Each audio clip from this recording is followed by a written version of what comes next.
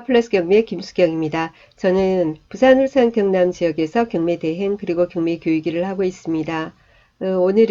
오늘 수원지방법원에서 낙찰된 사건을 보면서 낙찰가에 대한 분석도 해보고 그리고 또 다른 팁을 하나 마무리 부분에서 드릴까 합니다. 끝까지 한번 들어주셨으면 감사하겠습니다.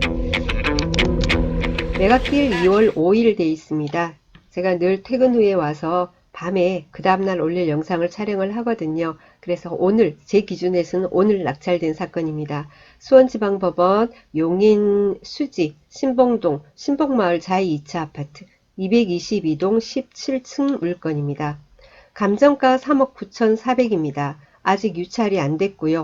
그죠? 경매 1차에서는 감정가가 입찰 최저가가 되죠. 오늘은 제가 경린이 분들, 경매 어린이 분들을 위해서 아주 기초적인 거를 설명을 좀 드리겠습니다. 자, 경매에서의 감정가가 있고 입찰 최저가, 그죠? 입찰 최저가라는 것은 입찰하는 데 있어서 이 금액 아래로는 쓰지 말라 하는 하한선입니다. 그게 경매 1차에서는 감정가가 최저가가 되고 그런데 아무도 입찰을 하지 않으면은 유찰이 된다라고 우리가 표현을 합니다. 그죠? 근데 그 지역에 따라서 그 다음에 유찰이 되면 내려가는 금액이 퍼센트지가 다릅니다. 20% 내려가는 지역도 있고 30% 내려가는 지역도 있고 그렇습니다. 하여튼 경매 1차에서는 감정가가 입찰 최저가가 되고 입찰에 참가하기 위해서는 보증금은 최저가의 10%를 준비합니다. 수표 한 장으로 준비하시면 됩니다. 그리고 그렇게 이제 입찰을 했어요. 여기 보니까 이게 구독션상에서 보니까 신건인데도 불구하고 2주 누적 1214 상당한 조회수거든요. 2주 평균 87명 오늘 조회수는 240명 지금 현재 나왔습니다. 감정가 대비 128.68%로 낙찰되었습니다. 낙찰가는 5억 600 거의 100원 모자라는 5억 700이에요. 차순위 금액 어떻게 되나? 차순위 금액도 얼마 차이 안 나요. 100만원도 차이 안 납니다. 낙찰될 때 기분이 짜릿했겠습니다. 경매에서의 낙찰은 사실은 2등하고의 차이는 아무런 의미가 없습니다. 2등하고의 차이가 의미가 있는 게 아니라 시세 얼마짜리를 내가 얼마에 매수했나, 얼마나 저렴하게 매수했나 라는 게 그게 중요한 게 되겠죠. 그죠? 그런데도 불구하고 개찰할 때 그렇습니다. 사람 기분이란 게 36명이나 입찰했어요. 상당했습니다. 한번 등기부 한번 보도록 하겠습니다. 등기부 보니까 이 아파트가 2005년 8월식이에요. 2005년 8월식인데 2009년 9월 18일 날 현재 소유주가 매수를 했습니다. 2009년도에 매수할 당시에 4억 7천이었습니다. 그리고 소유권 이전하면서 같은 날 9월 18일 날 바로 근저당 설정이 됩니다. 원래는 하나은행이었네요. 그러다가 하나은행의 채권이 한국주택금융공사로 지금 넘어가 있습니다. 3억 5,280만원 이렇게 되어 있습니다. 집 사면서 담보대출 받은 거예요. 그죠? 잔금 내기 위해서. 그래서 똑같은 날에 이렇게 들어와 있는 겁니다. 여기서 채권 금액이라고 되어 있습니다. 채권 금액이란 것은 내가 빌린 돈의 120% 또는 130%를 잡습니다. 3억 5,280을 다 빌린 게 아니죠. 그죠? 120 내지 130을 잡는데 왜 그렇게 잡냐면은 당연히요. 이자를 안 낼 수도 있고 그렇지 않습니까? 이자 안 내면은 처음에는 3% 그 정도로 하다가 연체 이자를 또 적용되죠. 그죠? 그러다가 또 계속 안 내면은 결국은 이렇게 경매가 들어오게 되는 겁니다. 그러면서 계속 한없이 불어나게 되겠죠. 그죠? 그래서 경매가 또 신청을 하더라도 낙찰이 되고 그리고 또 잔금 내고 배당일까지 평균 한 달, 1년, 아니 1년 몇 개월이 걸릴 수도 있거든요. 그러니까 그런 모든 걸 감안을 해서 빌린 돈의 120 또는 130%를 잡고 그 금액을 여기에 채권 금액으로 기재하는 겁니다. 자, 그리고 그 다음에 보니까 한참 있다가 2019년 들어서 가압류들이 막 들어옵니다. 상황이 그죠? 급속도로 안 좋아진 거예요. 2019년 4월 18일 날 하나카드에서 가압류가 들어오고 5월 9일 날 하나은행에서 또 가압류가 들어오고 현대캐피탈에서 또 가압류가 들어옵니다. 자, 근저당 하나, 가압류 3건이 들어 있습니다. 자, 여기서 그런데 여기 위에 있는 하나카드에서 강제경매를 신청했습니다. 그죠? 자, 이 등기부에서 보면은 뭡니까? 근저당 하는 게 물건이죠. 그죠? 물건이고, 가압류 하는 게 이게 채권이에요. 그죠? 채권이에요. 그래서 여기 이 가압류권자, 여기서 자, 채권이, 그죠? 신청하는 게 뭐예요? 강제경매죠. 만약에 여기 한국주택금융공사, 원래는 하나은행이었습니다. 하나은행에서 근저당권자인 하나은행에서 경매를 신청했다면 이거는 우리가 임의경매라고 합니다. 그죠? 근저당 또는 전세권 이런 게 물건이죠. 그죠? 물건자가 신청하는 게 임의경매, 가압류라든지 이런 채권자가 신청하는 게 뭐예요? 강제경매입니다. 자, 제가 기본을 그냥 오늘은 설명을 좀 드리겠다고 했습니다. 제 댓글들을 보니까 제 강의가 원래 아주 초급을 위해서 만든 강의는 아니에요. 예, 그래서 조금 어려운데 이렇게 듣고 계신 분들이 많이 계시더라고요. 그래서 그분들 위해서 오늘은 조금 기본적인 걸 설명을 좀 하겠습니다. 자, 이렇게 근저당하고 뭐라고요? 전세권 하는 게 물건이고 가압류 하는 게 제가 채권이라고 말씀드렸습니다. 경매를 하시는 데 있어서 가장 중요한 것은 배당 관계를 아는 게 굉장히 중요합니다. 배당 관계를 알아야지 내가 인수할 게 있나 없나 하는 걸 할 수가 있어요. 이런 어떤 기본적인 등기부에다가 이 물건 같은 경우에 여기는 소유자가 점유합니다. 임차인이 없어요. 그런데 임차인이 있는 사건 같은 경우에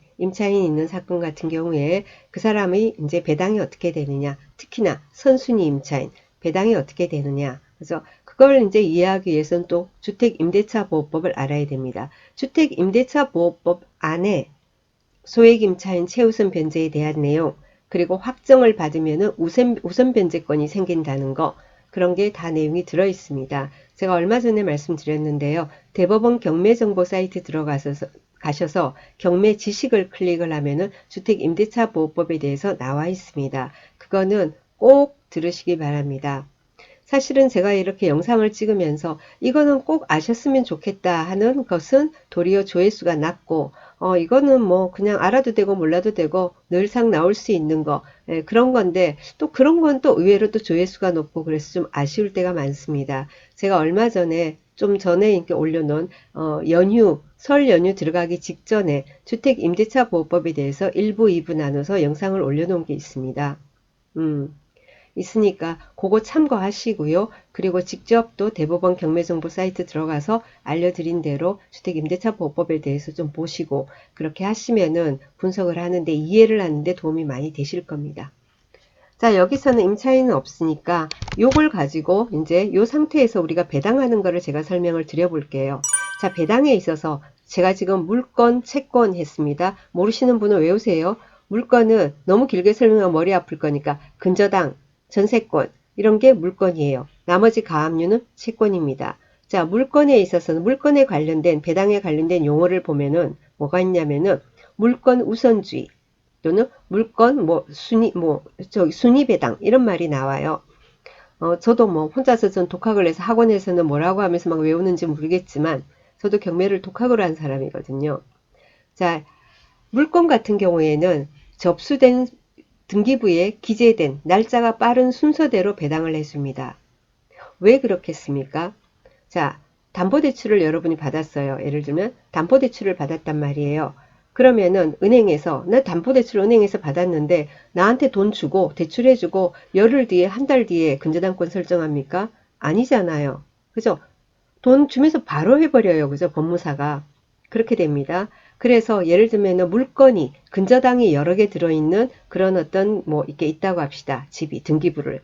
그러면은 먼저 근저당이 있고 그 다음에 들어오는 근저당 같은 경우에는 앞에 근저당이 있다라는 것을 인지를 하고 들어온 거죠. 그죠? 또 세 번째도 근저당이 있다 합시다. 그 근저당 역시도 뭐예요? 첫 근저당 한 개, 그 다음 근저당 두 개, 그걸 다 보고 인지하고 들어온 거예요.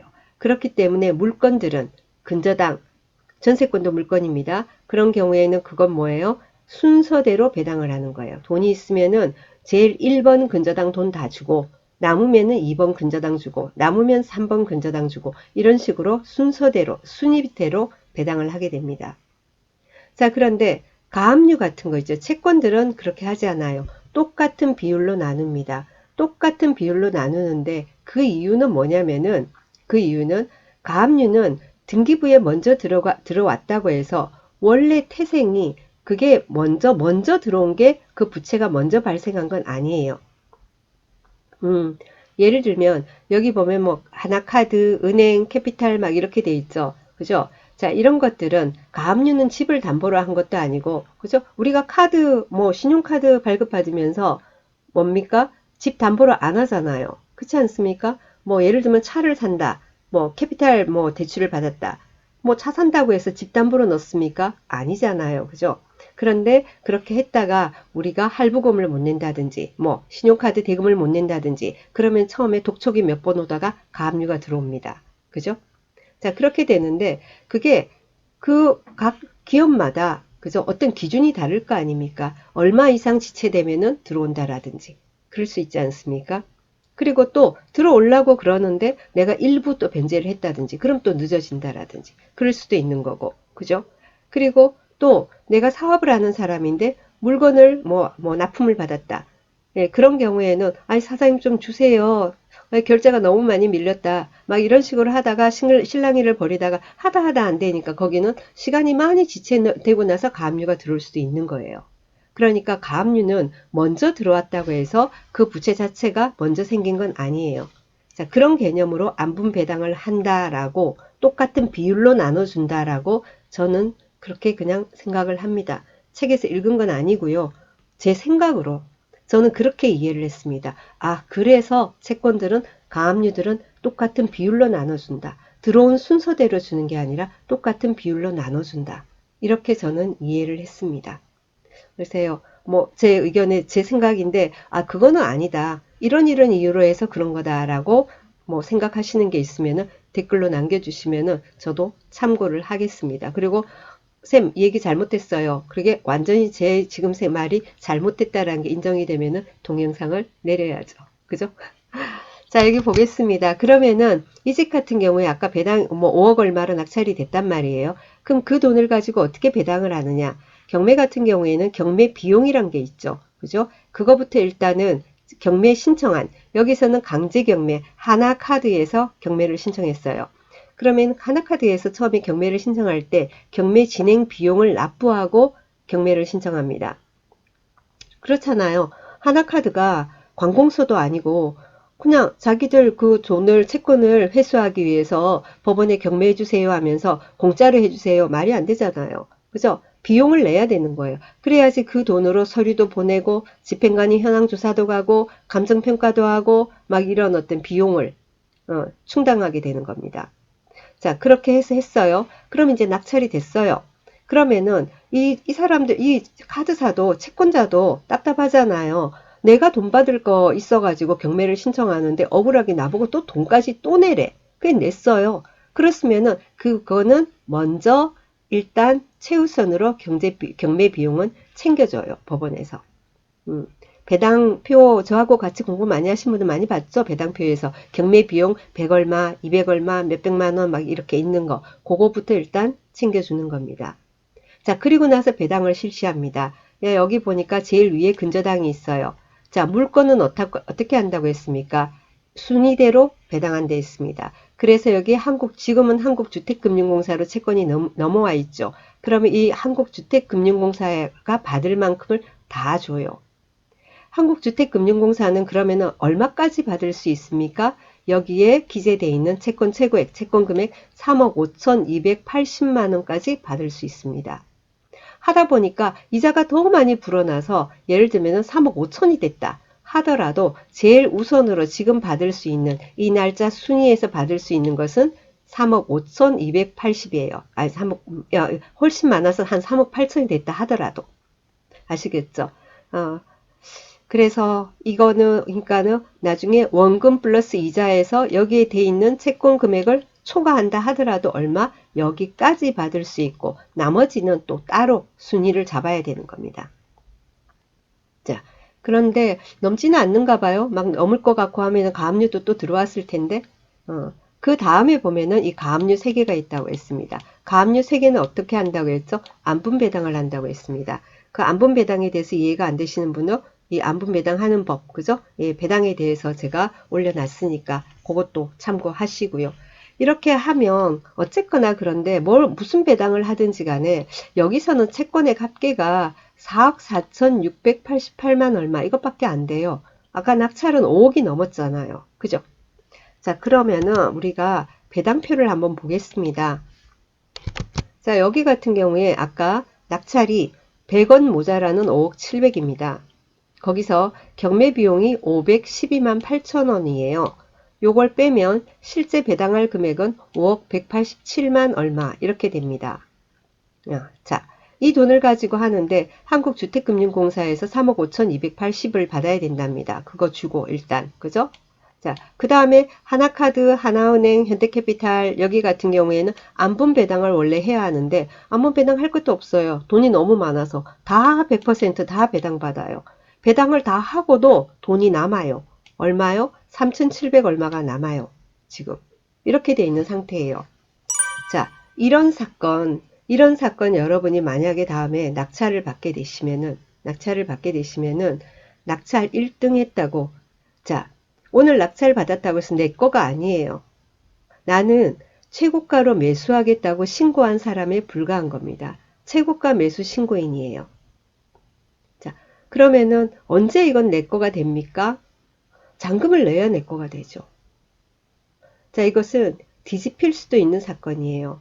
뒤집힐 수도 있는 사건이니까 이런 사건을 낙찰을 받게 되면은 딱 준비하고 있다. 낙찰 받고요. 낙찰 받고 그러면은 빨리 대출 알아보고 그리고 대출 서류도 미리 넣어놓고 대출을 신청할 때 서류가 막 들어가는데 이거 뭐죠? 우리 낙찰 받고 나면 2주 지나면은 저기 매각허가 결정문 있잖아요.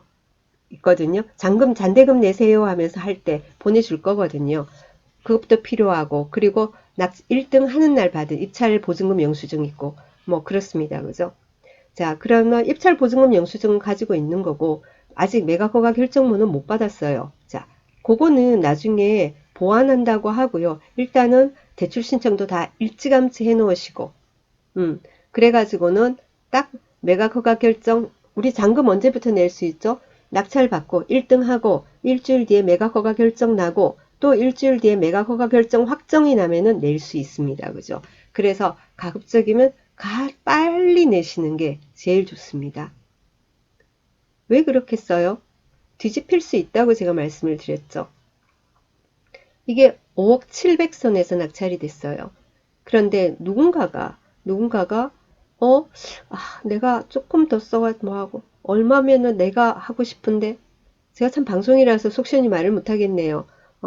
느낌으로 감을 잡으시고 그러니까 취하의 가능성이 있다고 했습니다. 물론 임의경매가 아니고 강제경매라서 약간 절차상의 문제는 있지만은 강제경매 같은 경우에 예를 들면 이 소유주가 다른 누군가가 더 비싼 낙찰가보다 더 높은 가격으로 해가지고 내가 매수를 하겠다. 이거 나하고 매매하고 취하시키자. 예, 이렇게 된다고 합시다. 자, 그렇게 된다고 했을 때 임의경매는 있잖아요. 낙찰받은 사람, 1등한 사람의 동의서가 필요가 없습니다. 근데 강제경매는 필요하긴 해요. 그렇다고 하더라도 뭐 내가 그러면 동의 안 해주면 취하 못 시키니까 내가 잔금 내야지. 이렇게 생각은 안 하시는 게 좋아요. 내가 동의를 안 해준다 하더라도 또 방법이 또 있습니다.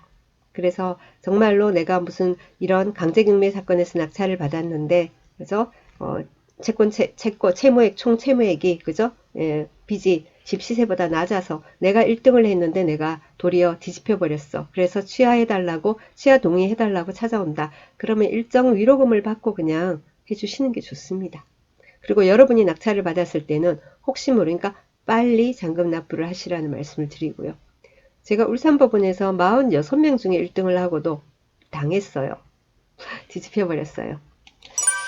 자, 그리고 또 한 가지 제가 오늘 말씀드릴 게 뭐냐면은 초보분들 보면은 쌤 이거 뭐 몇 평 정도인데 이 몇 평형은 대략 얼마 정도 되던데 왜 뭐 이렇게 낙찰가가 높아요 이런 얘기 하는데 물건을 보실 때 몇 평이면은 몇 평은 대충 얼마다라는 식으로 이렇게 조사를 하시면 안 돼요. 이 물건 같은 경우에 지금 이렇게 보시다시피 여기 222동이에요. 자, 아파트가 동일평형이라고 전부 다 같습니까? 아니잖아요. 그죠? 저층하고 고층하고의 차이도 있고, 저층하고, 그러니까 1층하고 고층하고는 대충 몇 퍼센트 차이. 그리고 그러니까 저층하고 로얄층하고는 몇 퍼센트 정도가 차이가 난다라는 그런 어떤 시세에 감정평가하는 기준들이 보통 있습니다.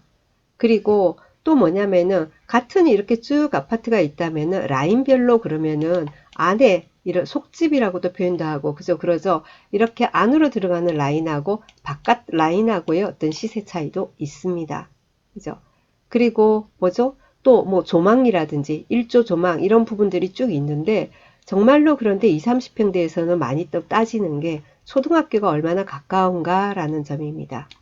이 아파트 같은 경우에도 이 초등학교 가까운 거는 초등학교 가깝다 하고는 굉장히 그래서 로얄동이다 라는 얘기도 많이 할 거예요. 2, 30평대 뭐라고요? 초등학교, 어린이집 뭐 이런 거 있지 않았습니까? 그런 거랑 그리고 커뮤니티, 상가 이런 가까운 그런 동들이 이제 로얄동으로 들어가죠. 그런 로얄동 같은 선호동 같은 경우에는 기타 다른 동하고의 또 차이도 있습니다. 그래서 시세 조사를 하실 때는 면밀하게 조사를 하셔야 돼요. 사람들이 입찰을 하고자 할 때, 그럴 때는 입찰을 한다라는 것은 매도가 아니고 매수죠. 자, 매수인의 입장이 되면은 사람이 탐욕이 생깁니다. 가급적이면은 저렴하게 마련하고 싶은 본능이죠. 자, 그러다 보면은 자꾸만 물건을 보수적으로 보게 됩니다. 자, 그래서 시세 판단이 잘못되고, 그래서 좋은 물건을 놓치는 경우가 많이 있습니다. 객관적인 입장에서 이렇게 시세 판단을 하는 것을 연습을 좀 하시기 바랍니다.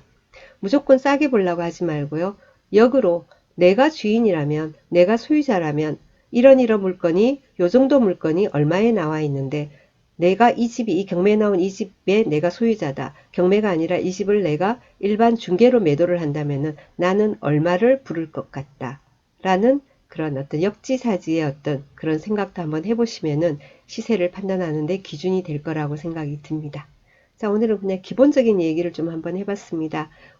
굉장히 어떤 그 클릭수가 많은, 조회수가 많은 물건이 있어서 한번 들여다봤더니 같이 공부했으면 좋겠다 싶어서 했습니다. 두서없는 얘기 끝까지 들어주셔서 감사합니다. 자, 오늘도 즐거운 하루 보내시고요. 내일 또 뵙겠습니다. 감사합니다.